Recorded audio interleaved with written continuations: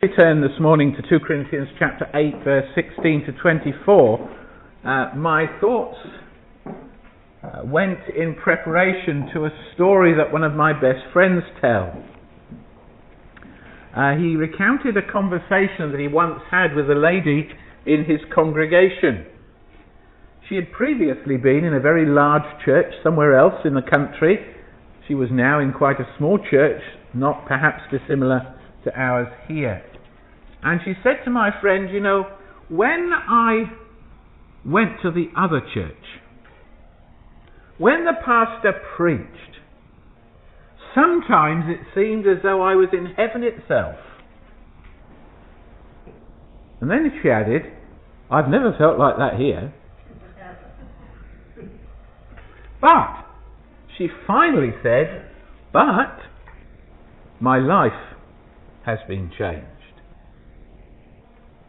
Now, the Apostle Paul could sometimes raise his thoughts and his mind and his words to the most exalted subjects. Some of the things that he says in his writings are sublime. They're awesome. They're incredible. They do take us to the very front door, as it were, of heaven. But the Apostle Paul also recognized that the Christian faith was intensely practical.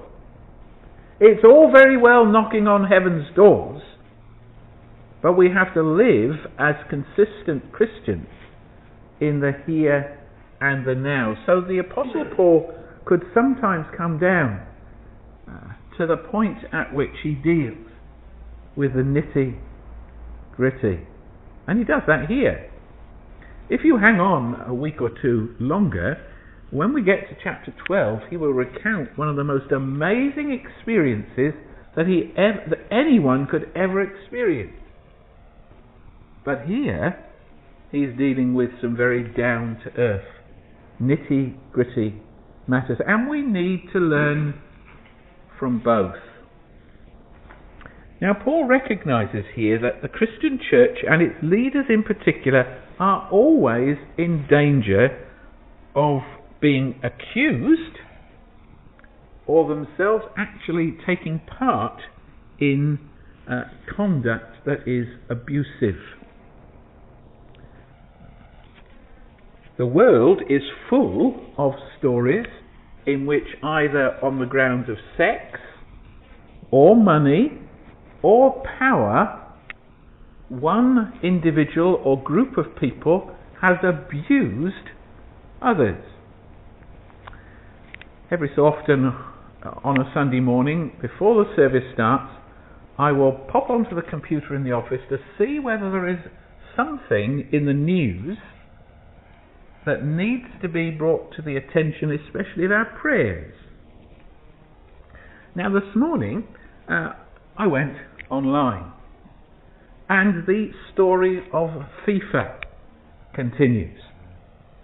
And in particular, the revelation this morning that there is now clear and unambiguous evidence of the way in which monies that were intended for the vulnerable and the needy in South America and in Central America were transferred into the pocket and the wallet of one individual who was paying off his own credit cards and other things with money that had been directly channeled through him for the needs of others. We're not that surprised. In fact, were it not for stories of the abuse of power, sex and money, our newspapers would be just blank sheets for most of the time, unless you're interested in the sports pages. There would be little else there. There would be little on our television news bulletins. There would be very little in our newspapers or on our radio news bulletins, because our world is characterized by people who abuse one another. We see it in our world. We know it some of us in our own experiences. There are those in the congregation here who have experienced various forms of inhuman abuse. Some of you will have read Mes McConnell's testimony that you can find on Facebook or on the Christian Coalition website. If you get a chance to do so, read it. Some of you, of course, know Mes. He discovered just recently that his stepmother, who had abused him as a child, was dead. And he was trying to work out his own emotions and how he felt as a result of what had happened to him as a child. He's not unique. And we know the reality that we live in an abusing and an abusing world, and frankly, and I wish I wouldn't have to say this, we live in the midst of an abusing church. I don't mean here, but I mean our denominations, both in this country and elsewhere, are characterized, as you know, only too well, by those who are abusers. It seems to be endemic. So Paul is aware of that. He's aware that that is characteristic of the world, and he's aware that it's very easy for Christians to be accused of abuse, because it's the language of our world. It's the way people think. And they expect, if they are abusers, that others will abuse too. Now, with that background, we turn to our passage, because Paul here was entrusted with a considerable sum of money. He already had a substantial sum of money, and he knew or hoped that when he went to Corinth, that the Corinthians would add to that their own contribution, their liberal gift. And Paul therefore recognizes that he is vulnerable. He is vulnerable to allegations that he misused money. There are hints of that elsewhere in the second letter to Corinthians, and Paul's opponents seem only too ready to accuse him of abuse, in this case, abuse of money. And so Paul is absolutely determined to ensure that his conduct is above reproach, that he lives according to the standards that God himself would expect of Christian leaders, and to place himself above criticism. And you see that especially in verses 20 and 21. We want to avoid any criticism of the way we administer this liberal gift, for we are taking pains to do what is right, not only in the eyes of the Lord, but also in the eyes of men. Brothers and sisters, in situations where we're in danger of being accused of abuse, or even where we are vulnerable to ourselves becoming abusers, we need to be especially vigilant. That's what the Apostle Paul was. As a church, we need to be vigilant. As individuals, we need to be vigilant. The reason some of these FIFA officials have been ensnared in the corruption that has been involved is actually because they were vulnerable. They were vulnerable at the point of money. Some of them might have been vulnerable at the point of sex or power, whatever it is. But they were vulnerable. They gave in to that vulnerability. They were not sufficiently vigilant. And as a result, they became abusers. We need to be vigilant in church and in our lives. And then you'll notice that Paul welcomes the initiative of Titus to share responsibility with him. I thank God, verse 16, who put into the heart of Titus the same concern I have for you. For Titus not only welcomed our appeal, but he's coming to you with much enthusiasm and on his own initiative. Not only so, there were other delegates present. And we are sending, verse 18, along with him the brother who is praised by all the churches for his service to the gospel. What is more, he was chosen by the churches to accompany us. So there is Titus, there is this delegate from the churches, and he refers in verse 22 to another friend. In addition, verse 22, we are sending with them our brother who has often proved to us in many ways that he is zealous, and now even more so because of his great confidence in you. What we notice here, that Paul involves himself in delegation. He ensures that he is mutually accountable, and he also ensures that what he does is absolutely transparent, so that the Corinthians could be absolutely convinced that all was going well. Therefore, show these men the proof of your love and the reason for our pride in you, so that the churches can see it.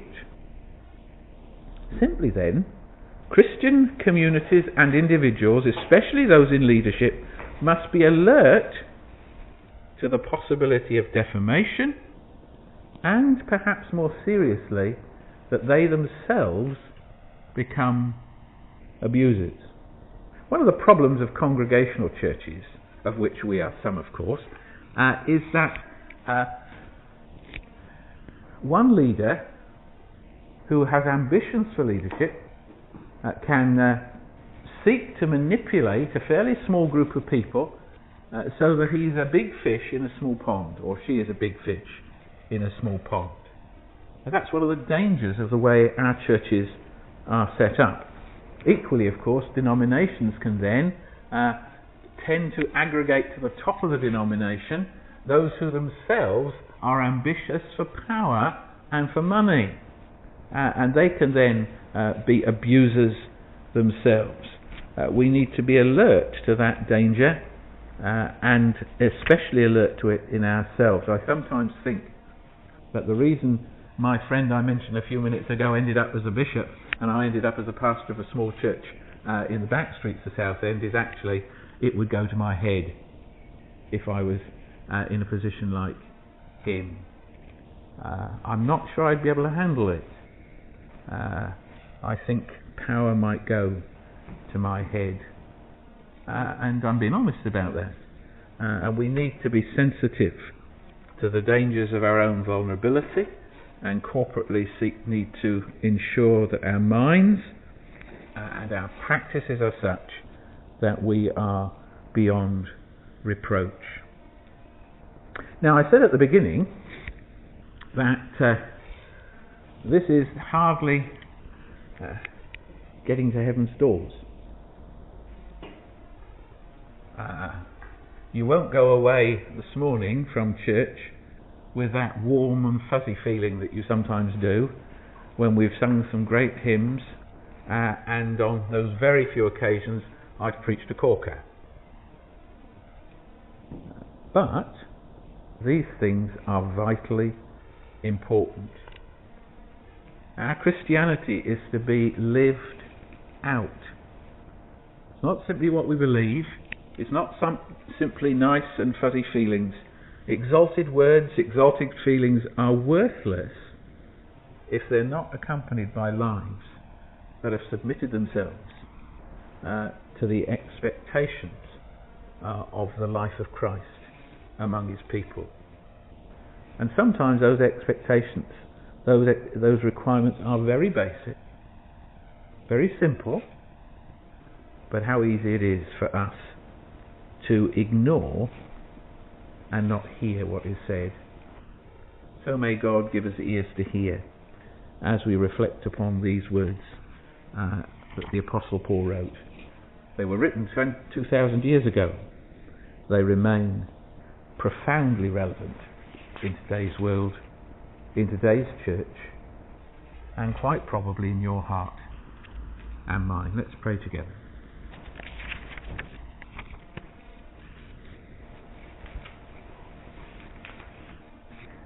Heavenly Father, this is tough stuff.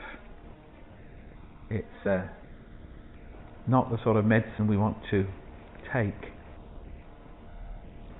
We would much prefer that our minds were occupied this morning on other things, more exalted things. And yet we acknowledge before you that we need to hear the challenge to live consistent, transparent lives, that we're mutually accountable to one another so that we do not fall, and we seek to live humbly before one another, our world, and above all you. Help us, we pray, for Jesus' sake. Amen.